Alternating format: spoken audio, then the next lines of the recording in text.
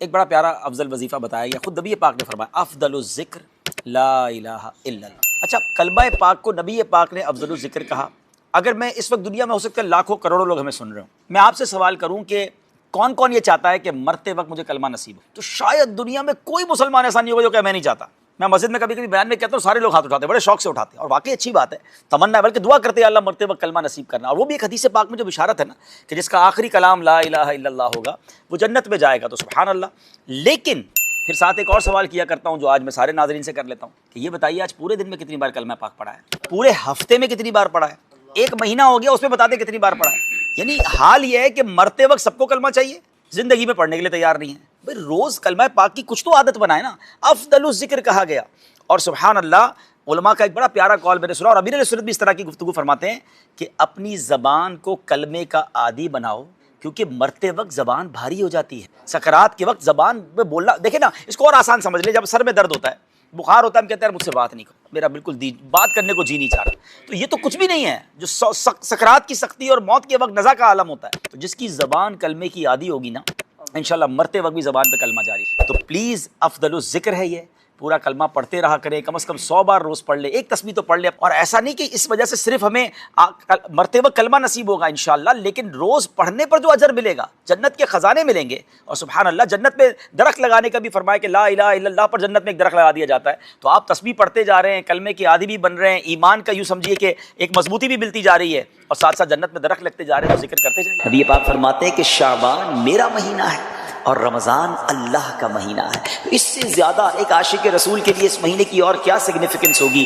اور کیا اس کی خوبصورتی بیان کی جائے کہ رب العالمین کے حبیب صلی اللہ علیہ وسلم خود فرما رہے ہیں کہ شعبان میرا مہینہ ہے۔ عاشق رسول کے لیے تو یہی کافی ہے اس مہینے سے محبت کرنے کے لیے کہ جس نبی سے محبت ہے، جو پیارے آقا ہمارے بیلوڈ ہیں، ان کا پیارا مہینہ، ان کا مہینہ جو ہے وہ شعبان کا مہینہ ہے۔ سیدی غوث اعظم رضی اللہ تعالیٰ عنہ شعبان کے ان 5 حروف کے بارے میں کیا خوب فرماتے ہیں کہ شین سے مراد شرف یعنی بزرگی کے ہیں، عین فار علو، عین کے معنی بلندی کے ہیں، اینڈ با فار بر یعنی با سے مراد بھلائی ہے، بر ہے، نیکی ہے، الف فار الفت، الف سے مراد محبت ہے، نون فار نور، لائٹ یعنی نون سے مراد نور ہے۔ غوث پاک فرماتے ہیں یہ وہ 5 برکتیں ہیں جو اللہ تعالیٰ شعبان کے مہینے میں اپنے بندوں پر عطا فرماتا ہے۔ یعنی یہ وہ مہینہ ہے جو شرف ملنے کا، علو یعنی بلندی ملنے کا، بر یعنی بھلائی ملنے کا، الف یعنی الفت ملنے کا، اور نون یعنی نور ملنے کا دن ہے۔ اب یہ خوش نصیب ہوتے ہیں جو اس مہینے میں اللہ کو راضی کرنے والے کام کرتے ہیں، رب کریم کی رحمتوں سے یہ 5 چیزیں حاصل کر لیتے ہیں۔ انفارچونیٹلی کچھ لوگ ایسے ہوتے ہیں کہ شعبان آ بھی جائے تو ان کی لائف میں کوئی چینج ہی نہیں آتا، وہ اپنی لائف میں کوئی ایکسپیرینس نیکی کی طرف اپنا بڑھاتے ہی نہیں ہیں۔ غور کیجئے میٹھے اسلامی بھائیوں کہ آج ہماری زندگی میں کیا چینج آیا۔ سرکار علیہ الصلوۃ والسلام کے جو ڈیوٹیز تھے، جو صحابہ کرام تھے، وہ کیا کرتے تھے کہ جب رجب کا مہینہ آتا وہ عبادتوں کی طرف رجوع لاتے اور ساتھ ساتھ کیا کرتے، اپنے معاملات کو سمیٹنا شروع کرتے۔ شعبان کا مہینہ آتا تو کاروباری لوگ اپنا لینا دینا کر لیتے، حکمران کیا کرتے، اپنا جناب سارا معاملہ جو ہے وہ عدالت کو سیٹل ڈاؤن کر لیتے، اور اس کے بعد رمضان آتے ہی وضو کر کے اعتکاف میں بیٹھ جاتے۔ Actually the month of Shaban is the preparation of Ramadan, لیکن بہت سارے لوگوں کو تو کچھ اس کا احساس ہی نہیں ہے کہ شعبان المعظم کی کیا خوبصورت فضائل ہیں، اور نبی پاک علیہ الصلوۃ والسلام کا اس میں انداز کیا تھا۔ نبی پاک کا سب سے زیادہ پسندیدہ مہینہ بی بی عائشہ فرماتی ہیں شعبان کا ہے، میرے آقا اس میں روزے رکھتے رکھتے رکھتے اس کو رمضان سے ملا دیتے۔ اللہ اکبر، اللہ کے حبیب علیہ الصلوۃ والسلام اتنے روزے رکھتے، اچھا یہ کیوں رکھتے تھے، what is the reason behind this, ذرا یہ بھی سن لیجئے کہ نبی پاک علیہ الصلوۃ والسلام ہماری تعلیم کے لیے کیا شاندار جملہ ارشاد فرماتے ہیں۔ سیدنا اسامہ بن زید رضی اللہ تعالیٰ عنہ said, I asked یا رسول اللہ صلی اللہ تعالیٰ علیہ وسلم، حضور میں آپ کو دیکھتا ہوں کہ آپ باقی تمام مہینوں سے زیادہ شعبان میں روزوں کی کثرت فرماتے ہیں، یقیناً اس میں رمضان کے روزے تو الگ ہیں، باقی مہینوں کی بات ہو رہی ہے۔ The Holy Prophet صلی اللہ تعالیٰ علیہ وسلم replied، یہ مہینہ ہے جو رجب اور رمضان کے درمیان ہے، لوگ اس سے غفلت میں ہیں۔ یہ وہ مہینہ ہے جس میں اللہ کی بارگاہ میں بندوں کے اعمال پیش کیے جاتے ہیں۔ میں چاہتا ہوں جب میرے اعمال اللہ کی بارگاہ میں پیش کیے جائیں اس وقت میں روزے سے آپ ذرا سوچئے نیچے اسلامی بھائیوں، اللہ کے حبیب علیہ الصلوۃ والسلام جن کے صدقے میری اور آپ کی مغفرت ہونی ہے. ہم پڑھتے ہیں نا تیرے صدقے میں آقا سارے جہان کو دین ملا، آقا کے صدقے تو ایمان ملا ہے. مگر یہ ہماری تعلیم ہے کہ نبی پاک فرماتے ہیں کہ میری خواہش یہ ہے کہ جب میرے اعمال اللہ کی بارگاہ میں پیش ہوں تو میں روزے سے. اب یہ سکھا رہے ہیں ہمیں، بتا رہے ہیں کہ دیکھو اعمال پیش ہونے کی رات ہے، اس رات بندوں کے اعمال اللہ کی بارگاہ میں پیش ہوتے ہیں. میں پوچھنا چاہتا ہوں اسلامی بھائیوں سے، ہم سب کو پتہ ہے ہمارے اعمال میں کیا ہے، کتنی خطائیں ہیں، کتنی بے شرمیاں ہیں، کتنے جرم ہیں. کیا ہمیں کچھ آج شرم آ رہی؟ کیا یہ فیلنگز ہیں کہ یا اللہ کچھ بھی نہیں ہے؟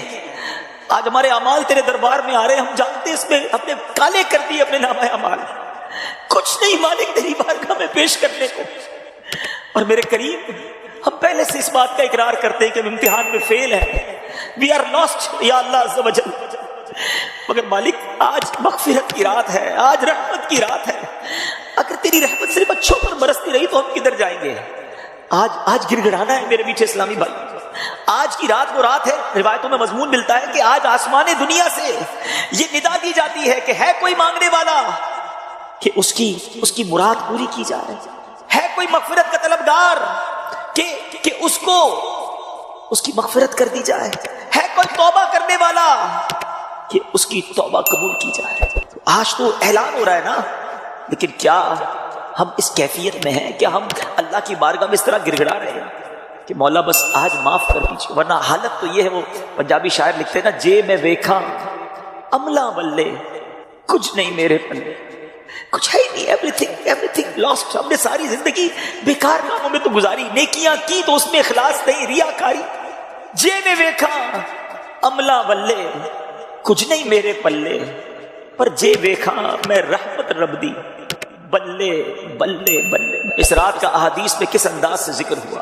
The mother of believer سیدتنا عائشہ صدیقہ رضی اللہ تعالی عنہا stated total of mercy in 4 nights. Be be Aisha کہتی ہے میں نے نبی پاک علیہ الصلوۃ والسلام سے سنا ہے کہ اللہ اپنی رحمتوں کے دروازے، رحمتوں کی جو برسات ہے وہ ان 4 راتوں میں برساتا ہے. مضمون حدیث ہے نمبر 1 the night of عید الاضحیٰ، وہ رات جو عید الاضحیٰ سے پہلے آتی ہے.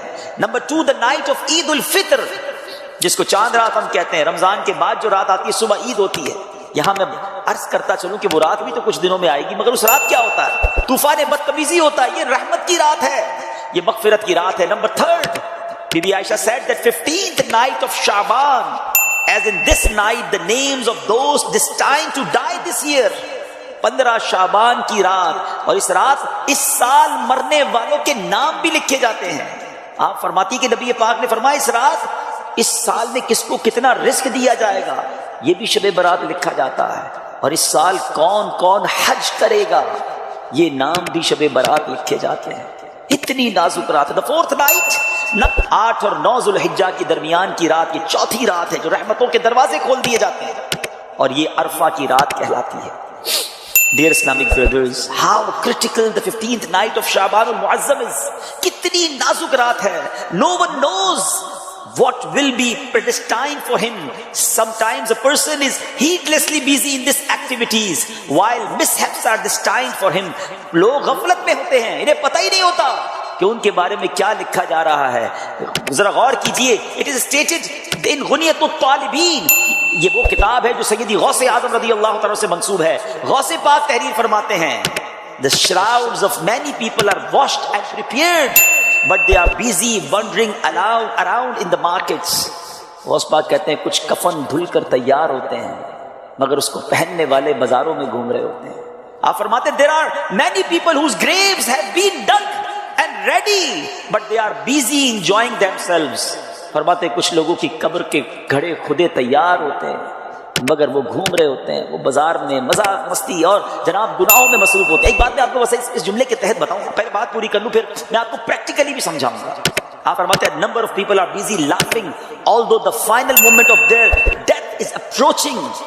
کچھ لوگ ہنسی مذاق کر رہے ہوتے ہیں مگر موت کا وقت قریب آ گیا ہوتا ہے. فرماتے ہیں the construction of many houses is about to complete, but at the same time the lifetime of the owners is also about to complete. فرماتے کچھ گھر بالکل بن کر تیار ہو گئے ہوتے ہیں مگر مکین جو اس گھر میں رہنے کے لیے آنا چاہتا ہے اس کا آخری وقت بھی آ گیا، اس کی قبر بھی تیار ہو چکی ہے. اب ذرا اس کو پریکٹیکلی سمجھیے. آپ جب قبرستان جاتے ہیں کچھ قبریں تیار ملتی ہیں نا, صحیح بات بتاؤ پریکٹیکل, جو قبریں کھودی ہوئی ہیں نا, جن کی بھی کھودی ہوئی ہیں وہ زندہ ہیں اس وقت. ہاں تھوڑی دیر بعد مرنا ہے انہوں نے اور پھر اس قبر میں آ جانا ہے. بہت سارے لوگ یہ کہتے نظر آتے ہیں کہ آج کل مہنگائی بہت ہے, ہماری جو ارننگز ہیں وہ کم ہیں, ہماری اسپینڈنگ زیادہ ہیں, ہمیں خرچہ پورا نہیں ہوتا ہے, کوئی وظیفہ بتا دیں رزق میں برکت کے لیے.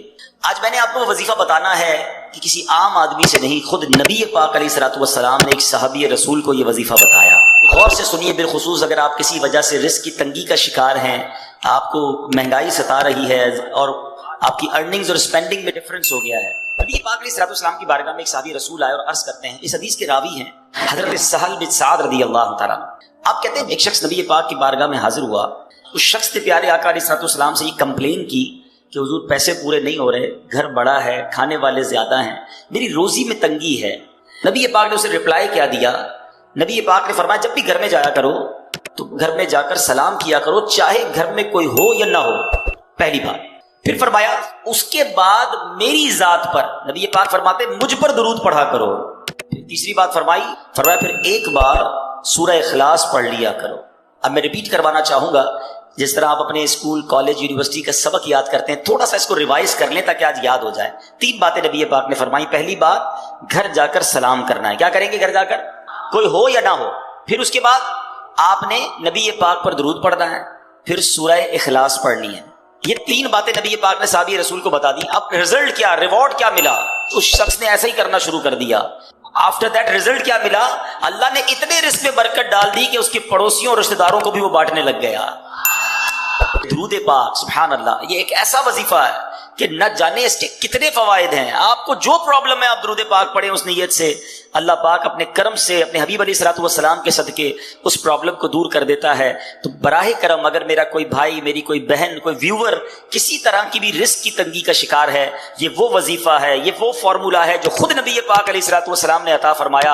جب بھی گھر جائیں سلام کریں, درود پاک پڑھیں, سورہ اخلاص پڑھیں. اللہ کریم سے دعا ہے رب کریم ہم سب کے رزق حلال میں برکت عطا فرمائے. آج میں جس ٹاپک پر آپ سے اسپیشلی بات کرنا چاہتا ہوں کہ دنیا میں بہت ساری ایسی چیزیں ہیں کہ جس کے لیے میں اسٹرگل کرتے ہیں. Why you here to study, آپ کیوں آئے ہیں پڑھنے کے لیے؟ آپ کو ایک برائٹ فیوچر چاہیے. آپ بہت سارے ہوں گے جو ٹنڈو جام کے رہنے والے نہیں ہوں گے, کوئی حیدرآباد سے ہوگا, ہو سکتا ہے سندھ کے دیگر شہروں سے آپ آئے ہوں گے. انسان اپنی لائف میں بہت ساری اسٹرگل کرتا ہے and he have no guarantee to take a good future. اس کے پاس یہ گارنٹی نہیں ہوتی کہ میں یہ اسٹرگل کروں گا تو بہت اچھا فیوچر ہو جائے گا, بٹ ہی از ٹرائنگ, اور کرنی چاہیے. پڑھائی اچھی کروں گا تو اچھی جاب مل جائے گی, جاب مل جائے گی تو اچھے انسینٹیوز مل جائیں گے, میں آگے جا کے اپنی فیملی کو سپورٹ کر سکوں گا. لوگ ملک چھوڑ کر دوسرے ملک چلے جاتے ہیں کہ چلو فیملی یاد تو آئے گی, وطن کی یاد بھی ستائے گی, وہ کلچر وہ آرام بھی نہیں ملے گا, مگر پھر کچھ عرصے کی محنت کے بعد وہ دن آئے گا کہ میں اپنی فیملی کو کوئی اچھا سپورٹ کر سکوں گا. اگر یہ سب کچھ جائز طریقے سے ہے تو یہ ٹھیک ہے, رزق حلال کمانا بھی عبادت ہے. But what is my topic today, میں بتانا کیا چاہتا ہوں کہ ہم دنیا میں اسٹرگل کرتے ہیں کسی چیز کو پانے کے لیے, but we have no guarantee to find these beautiful rewards. ہمارے پاس کوئی گارنٹی نہیں ہے کہ ہم اس کو حاصل کر لیں گے, but we are trying to struggle. اور بعض اوقات ہاف آف لائف 15-20 سال لگ جاتے ہیں, 25 سال لگ جاتے ہیں جب جا کے ہم اس چیز کو پاتے ہیں. آج میں جس بات کی طرف توجہ دلانا چاہتا ہوں کہ دنیا تو مختصر ہے نا, 60 سال 50 سال 70 سال, ماں باپ کی دعا لگ گئی تو 100 سال, پھر تو جانا ہی ہے نا. آخرت میں وہ کیا چیز ہے جو ایک مسلمان کا مطمع نظر اور الٹیمیٹ گول ہے کہ مجھے وہاں جانا ہے اور وہ حاصل کرنا ہے؟ یقیناً ہر ایمان والا یہ چاہتا ہے کہ میں نے جنت کو حاصل کرنا, کیونکہ مرنے کے بعد 2 ہی آپشن ہے نا, یا تو جنت ہے یا دوزخ ہے. دوزخ میں تو کوئی نہیں جانا چاہتا, اللہ ہم سب کو محفوظ فرمائے اور بلا حساب جنت میں داخلہ عطا فرمائے. بٹ کوشچن یہ ہے کہ کیا جنت میں جانے کی کوئی گارنٹی مل سکتی ہے؟ کوئی ایسا عمل ہے, کوئی ایسا پروسیجر ہے کہ میں اس پروسیجر پر عمل کر لوں تو میں ڈیفینیٹلی جنت میں چلا جاؤں؟ دس از دا بگ کوسچن. جناب اللہ نے رزق کا وعدہ تو کیا ہے جس کی اسٹرگل میں ہم ساری زندگی گزار دیتے ہیں, مگر اللہ نے جنت کا وعدہ نہیں فرمایا, مغفرت کا وعدہ نہیں فرمایا. ٹھیک ہے نا, جنت تو مرنے کے بعد پتا چلے گا کس کو ملنی ہے کس کو نہیں ملنی ہے. آج جو ٹاپک ہے میرا کہ کیا جنت کی گارنٹی مل سکتی ہے, جی ہاں, آج میں نے آپ کو انشاءاللہ احادیث کے ذریعے کچھ بتانا ہے کہ جنت کی بھی گارنٹی مل سکتی ہے. And this is not a big deal. We have to do something جو ہم نے اپنی لائف میں کرنا ہے اور ہم جنت انشاءاللہ گارنٹیڈ حاصل کر سکتے ہیں. اور جنت ہے کیا, مثال کے طور پہ آپ کو جب تک ریوارڈ ہی نہیں پتا کہ آپ یہ حاصل کر لیں گے اگر یہاں یونیورسٹی سے اس گریڈ میں پاس کر لیں گے، تو آپ پڑھتے ہی نہ، آپ کو نظر آ رہا ہوتا ہے کہ یار یہاں پہنچوں گا تو یہ مل جائے گا۔ میں مختصر حدیثوں کے ذریعے اور قرآن پاک کی آیات کے ذریعے پہلے تھوڑا سا ڈیفائن کرنا چاہتا ہوں کہ اللہ نے جو جنت بنائی ہے وہ ہے کیا، وہ کتنا بڑا ریوارڈ ہے، کیا اس سے بڑا بھی رب کا کوئی انعام ہے؟ سبحان اللہ۔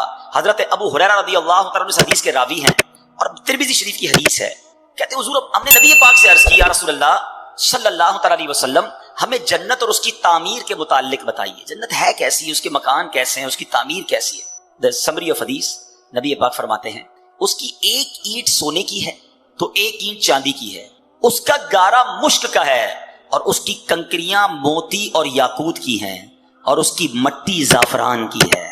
There is no، ہم امیجنیشن بھی نہیں کر سکتے کہ وہ کیسی جنت ہے جس کا گارا بھی مشک کا ہے، جس کی مٹی زعفران کی ہے۔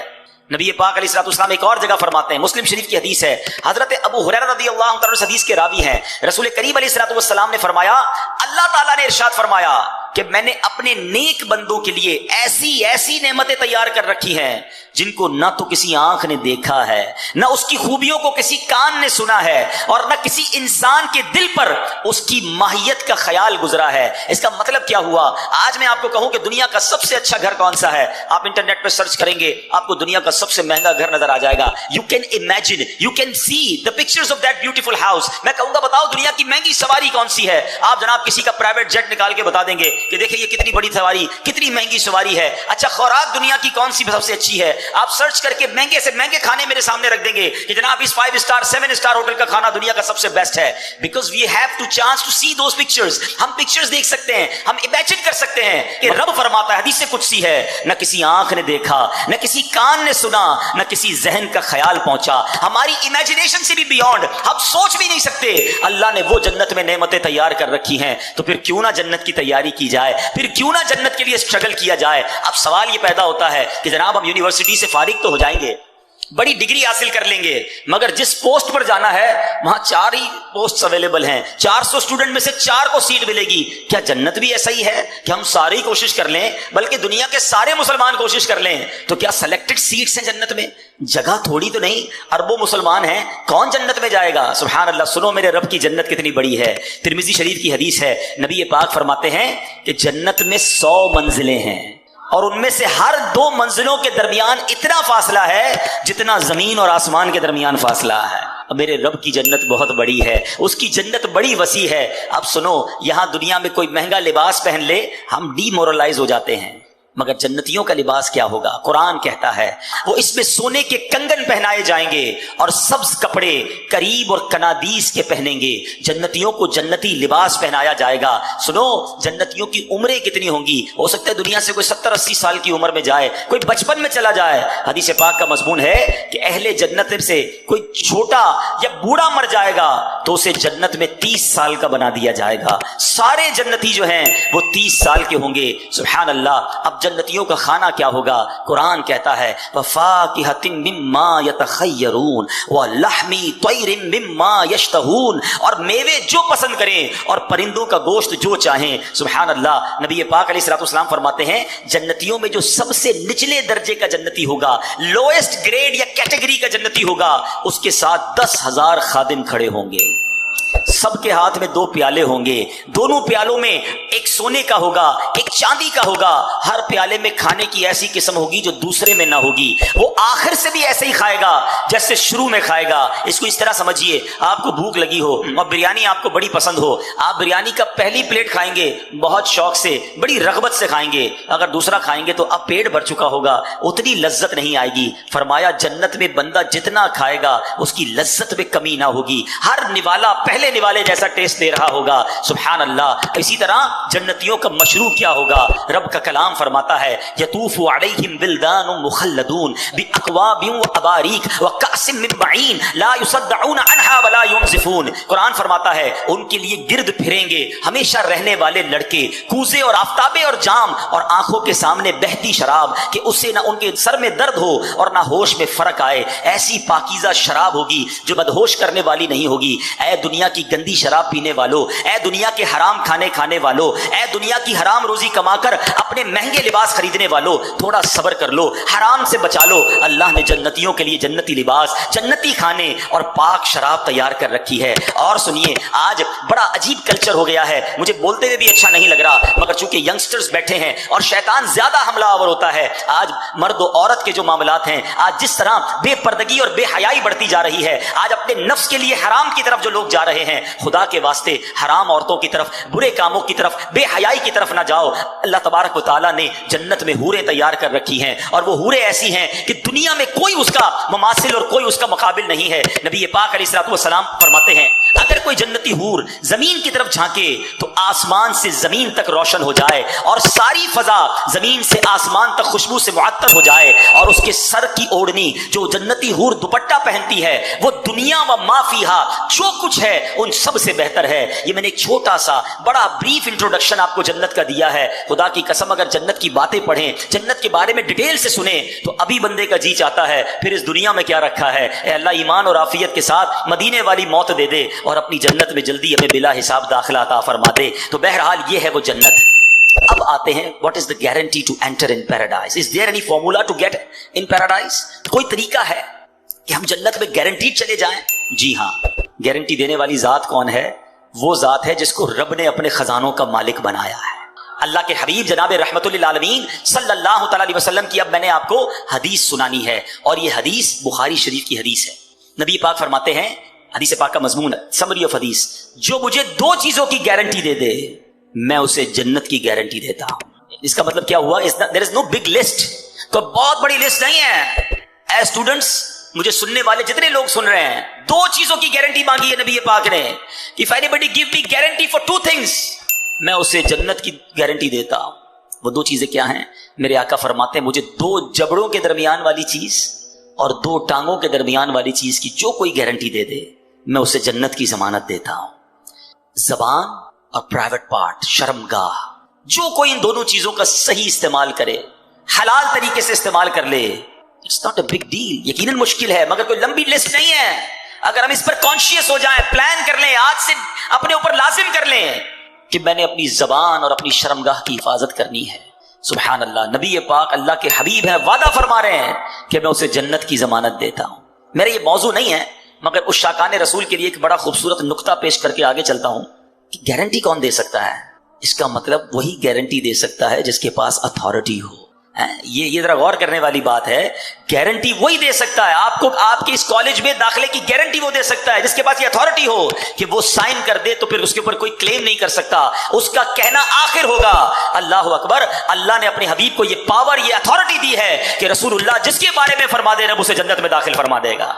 अल्लाह ने अपने हबीब को ये अथॉरिटी दी है। सुभान अल्लाह, ऐसे ही कोई नहीं कह सकता कि मैं गारंटी देता हूं। तो नबी पाक का ये फरमाना इस बात पर दलालत करता है कि अल्लाह ने अपने हबीब को कैसे कैसे इख्तियारात से नवाजा था।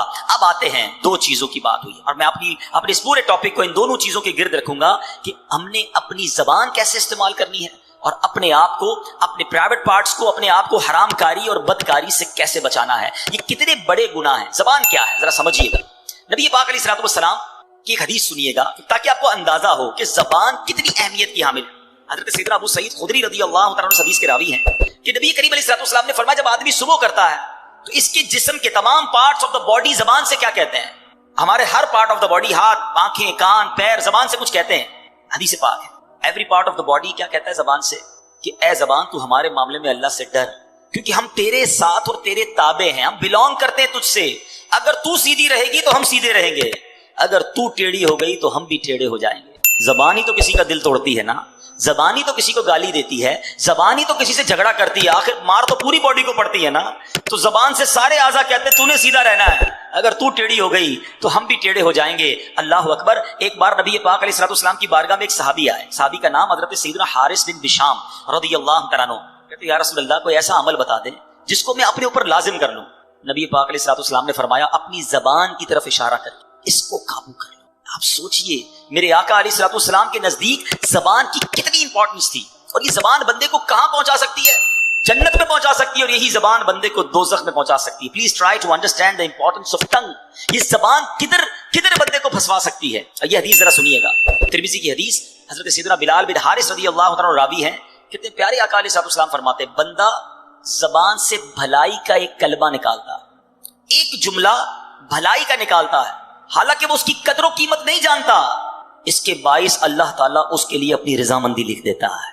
زندگی میں کوئی ایسا اچھا جملہ نکل جاتا ہے کہ اللہ اس سے اتنا راضی ہو جاتا ہے کہ سبحان اللہ اس کے لیے رضامندی لکھ دیتا ہے. آقا آگے حدیث میں فرماتے ہیں، اور بے شک ایک بندہ اپنی زبان سے ایک برا کلمہ نکالتا ہے اور وہ اس کی حقیقت نہیں جانتا، اللہ عز و جل اس کی بنا پر اس کے لیے قیامت تک کے لیے اپنی ناراضگی لکھ دے. آج بولتے ہوئے سوچتا کون ہے کہ میں کیا بول رہا ہوں، کیسے بول رہا ہوں؟ جو منہ میں آیا وہ بولنا ہے، جیسے آیا ویسے بولنا ہے. یہ سوچنا ہی نہیں کہ میرا یہ جملہ میرے ایمان پر کیا امپیکٹ کرے گا، میرے دین میرے عقیدے پر کیا امپیکٹ کرے گا، اللہ رسول کی کہیں اس پہ گستاخی تو نہیں ہو جائے گی، کہیں ضروریات دین کا کوئی انکار تو نہیں ہو جائے گا، کہیں سامنے والے مسلمان کا دل تو نہیں ٹوٹ جائے گا، کہیں کسی کو تکلیف تو نہیں پہنچ جائے گی. نہیں جناب، میری زبان ہے، میں جو چاہے بولوں. بڑی پیاری بات دانا لوگ کہتے ہیں کہ آپ سوچیں ہر عضو جو ہے وہ فری ہے، آنکھوں کے آگے کوئی بہت زیادہ چیزیں نہیں ہیں، کان بالکل کلیئر ہے، مگر زبان کے لیے 32 پہرے دار دیے گئے ہیں. جبڑا پورا زبان کو بند کر کے رکھا ہوا ہے، لیکن جب بندہ بولتا ہے تو ان پہرے داروں کا بھی خیال نہیں کرتا اور سامنے والے کا دل توڑ دیتا. اس زبان سے ہم جنت کما سکتے ہیں. جی ہاں، ذرا مل کے کہیے سبحان اللہ، زور سے کہیے الحمدللہ، اب کہیے اللہ اکبر. بڑے کیلکولیٹڈ لوگ بیٹھے ہیں، پڑھے لکھے لوگ بیٹھے ہیں. میں آپ سے پوچھتا ہوں کتنی دیر لگی یہ 3 سینٹنس کہنے میں آپ کو؟ لیس دین 30 سیکنڈز. آئی ہوپ 15 سیکنڈز لگے ہوں گے. ٹھیک ہے نا؟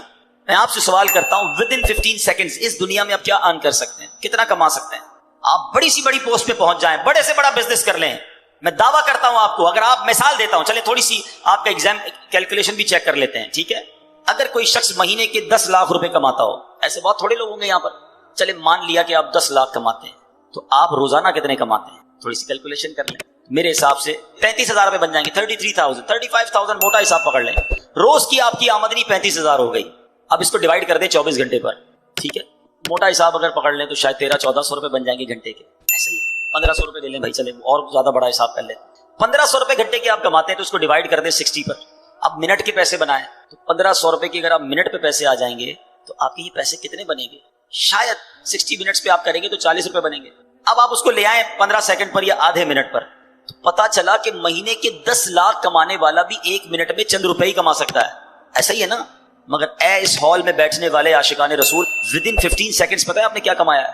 میں نہیں کہہ رہا، اللہ کے نبی کے سچے وعدے ہیں، جو ایک بار سبحان اللہ کہے اس کے لیے جنت میں درخت لگا دیا جاتا ہے، ایک بار الحمدللہ کہے اس کے لیے جنت میں درخت لگا دیا جاتا ہے، ایک بار اللہ اکبر کہنے والے کے لیے جنت میں درخت لگا دیا جاتا ہے. دس از دا امپورٹنس آف ٹنگ. یہ زبان کی اہمیت ہے کہ بیٹھے بیٹھے وہ کما سکتا ہے بندہ جو دنیا میں بیٹھ کے نہیں کما سکتا. مگر اسی طرح اس زبان سے ہی ایسے جملے بھی کوئی کہہ جاتا ہے جو ایمان سے ہی فارغ ہو جاتا ہے. یاد رکھیے، بے ادبی، گستاخی، اللہ کی شان میں کوئی ایسا جملہ کہہ دیا، نبی پاک کے بارے میں کچھ ایسا معاذ اللہ کہہ دیا، انسان ایمان سے ہی چلا جائے گا، پتہ بھی نہیں چلے گا. اور آج کل یہ باقاعدہ پلان کیا گیا ہے، فلمی گانوں میں، چٹکلوں میں، کامیڈی شو میں عجیب عجیب سی باتیں پھیلائی جاتی ہیں کہ لوگ مزے مزے لے کے سن رہے ہوتے ہیں، ہنس رہے ہوتے ہیں، کہکے لگا رہے ہوتے ہیں، یہ دوستوں کو سنا رہے ہوتے ہیں، آگے فارورڈ کر رہے ہوتے ہیں، دیکھو یار کیا زبردست چٹکلا آیا ہے، کیسا زبردست اس نے جوک سنایا ہے. جوک کے ذریعے ایمان پر بات کر رہے ہو. سوچتے نہیں کہ وی آر مسلمز، ہماری کوئی باؤنڈری ہے، ہم اللہ رسول اور جنت دوزخ کے بارے میں، قیامت کے بارے میں مذاق نہیں کر سکتے.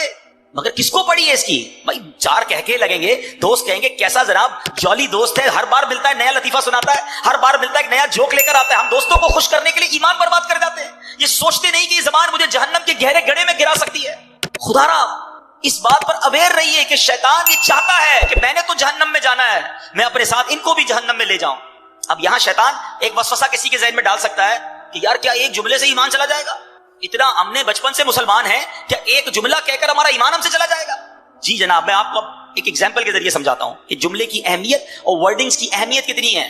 میں آپ سے سوال کرتا ہوں، ایک بندہ 70 سال تک ساری زندگی غیر مسلم رہا اور مرنے سے تھوڑی دیر پہلے صدق کے دل کے ساتھ کلمہ پڑھ لیا، کیا ہو گیا وہ؟